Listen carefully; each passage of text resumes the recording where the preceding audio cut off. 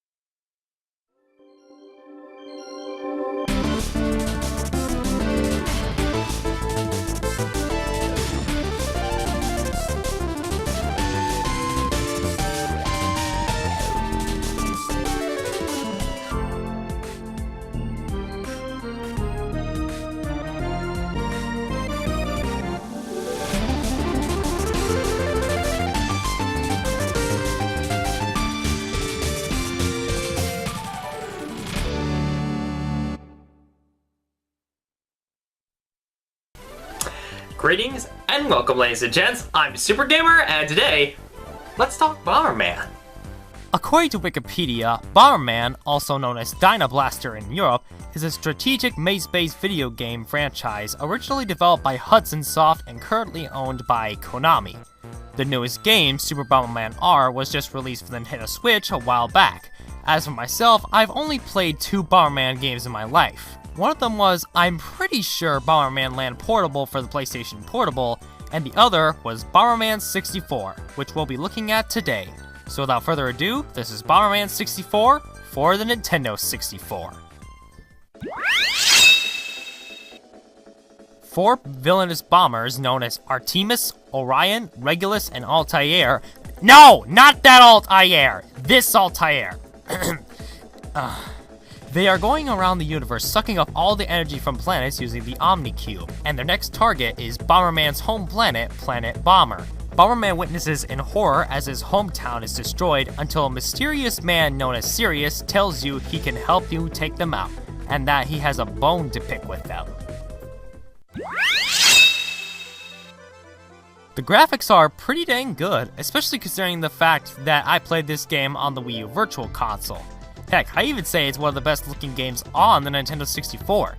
The sprites all look great in 3D, and the environments are all great to look at. The music in Bomberman 64 is good, but not exactly the best video games could put out at the time.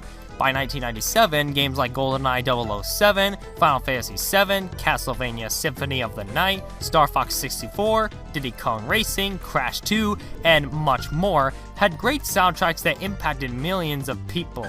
While this soundtrack is pretty good, but not great. As I said before, Bomberman is a maze-based strategy game where you place bombs everywhere to progress through the game. You can place bombs, roll bombs, and even throw bombs. There are also several power-ups for you to pick up. The bomb power increases the amount of bombs you can have open at one time. The fire power-up increases the amount of damage the bombs do. The red bomb increases your bomb's explosion power, but the one you really want is the heart bomb power-up. This power-up makes it so that bombs will only explode on your command, and this is by far the best power-up in the entire game. Your goal is to find a way to exit the level, and this is where the challenge comes into play. You might have to find a switch hidden somewhere or become powerful enough to find the exit. If you ever feel like you should do something else with bombs, there's always the battle mode. You and up to 3 friends can play a battle game that's similar to how Bomberman usually plays. It's pretty fun, especially if you have friends to play it with you. Which I don't. Lonely, I'm Mr. Lonely. The bosses come in 2 flavors. The Bomberman bosses, which feature Artemis, Orion, and Regulus, and the big bosses. These bosses are pretty sweet and challenging, especially the later bosses. Those guys will keep you on your toes. And now it's time for the spoiler section.